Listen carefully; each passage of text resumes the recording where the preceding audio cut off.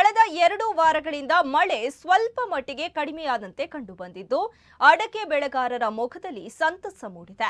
ಹೀಗಾಗಿ ಅಡಿಕೆ ಕೃಷಿಕರು ಮರಗಳಿಗೆ ದ್ರಾವಣ ಸಿಂಪಡಿಸುವ ಕಾರ್ಯದಲ್ಲಿ ಬ್ಯುಸಿಯಾಗಿದ್ದಾರೆ. ಈ ಬಾರಿ ಅವಧಿಗೆ ಮುನ್ನವೇ ಅಂದ್ರೆ ಮೇ ತಿಂಗಳ ಮಧ್ಯವೇ ಮಳೆ ಸುರಿದಿರುವ ಜೊತೆಗೆ ಒಂದು ದಿನವೂ ಬಿಡುವು ಪಡೆಯದೆ ಸುರಿದ ಮಳೆಯ ಪರಿಣಾಮ ಅಡಿಕೆ ಬೆಳೆಗಳಿಗೆ ಬೋಡೋ ದ್ರಾವಣ ಸಿಂಪಡಣೆ ಸಾಧ್ಯವಾಗದೆ ಸಾಕಷ್ಟು ತೋಟಗಳಲ್ಲಿ ಕೊಳೆ ರೋಗ ಕಾಣಿಸಿಕೊಂಡು ದೊಡ್ಡ ಪ್ರಮಾಣದಲ್ಲಿ ಅಡಿಕೆ ನಳ್ಳಿ ಉದುರಲಾರಂಭಿಸಿದವು. ಕೆಲ ರೈತರು 2 ತಿಂಗಳಲ್ಲಿ 3 ಬಾರಿ ದ್ರಾವಣ ಸಿಂಪಡಿಸಿದಾದರೂ ಯಾವುದೇ ಪ್ರಯೋಜನವಾಗಿಲ್ಲ. ಕಾರ್ಮಿಕರ ಕೊರತೆಯ ಪರಿಣಾಮ ಸಾಕಷ್ಟು ಮಂದಿಗೆ ಮೊದಲ ಹಂತದ ಔಷಧ ಸಿಂಪಡಣೆಯೇ ಸಾಧ್ಯವಾಗಿರಲಿಲ್ಲ.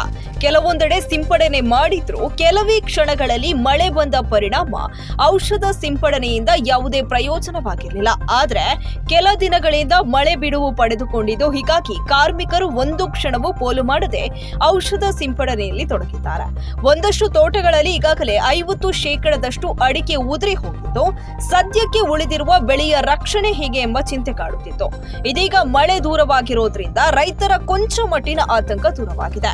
ಅಡಿಕೆಗೆ ಔಷಧ ಸಿಂಪಡಣೆಯ ನುರಿತ ಕಾರ್ಮಿಕರು ಸೀಮಿತ ಸಂಖ್ಯೆಯಲ್ಲಿರೋದ್ರಿಂದ ಬೆಳೆಗಾರರು ಕರೆದ ಸಮಯದಲ್ಲಿ ಹೋಗೋದಕ್ಕೆ ಅಸಾಧ್ಯವಾಗಿದ್ದು ಹೀಗಾಗಿ ಇನ್ನೂ ಕಾರ್ಮಿಕರು ಸಿಗದೆ ಔಷಧ ಸಿಂಪಡಣೆ ಸಾಧ್ಯವಾಗದೇ ಇರುವ ಬೆಳೆಗಾರರು ಆತಂಕದಲ್ಲಿದ್ದಾರೆ.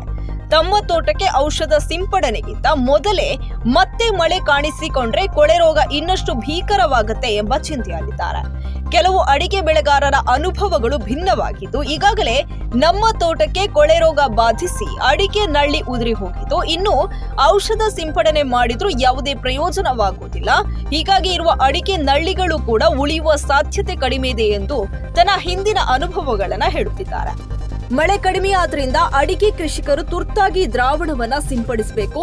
ಮಳೆ ಕಡಿಮೆಯಾಗಿದೆ ಎಂದು ನಿರ್ಲಕ್ಷ್ಯ ವಹಿಸಿದ್ರೆ ಈಗಾಗಲೇ ಇರುವ ಕ್ರಿಮಿಗಳು ಉಳಿದ ಎಲ್ಲಾ ಅಡಿಕೆಗಳಿಗೆ ತೊಂದರೆ ಕೊಡುವ ಸಾಧ್ಯತೆಗಳಿವೆ ಮತ್ತು ಅಡಿಕೆ ಎಲೆಗಳ ಮೇಲೆ ಕೂಡ ದ್ರಾವಣ ಸಿಂಪಡಿಸಿದ್ರೆ ಉತ್ತಮ. ಯಾಕಂದ್ರೆ ಅಡಿಕೆ ಎಲೆ ಚುಕ್ಕಿ ರೋಗದಿಂದ ರಕ್ಷಣೆಯಾಗಬಹುದು. ಇವಾಗ ದ್ರಾವಣ ಸಿಂಪಡಿಸಿದ್ರೆ ಮುಂದೆ 25 ದಿನಗಳವರೆಗೆ ಯಾವುದೇ ಭಯವಿಲ್ಲ.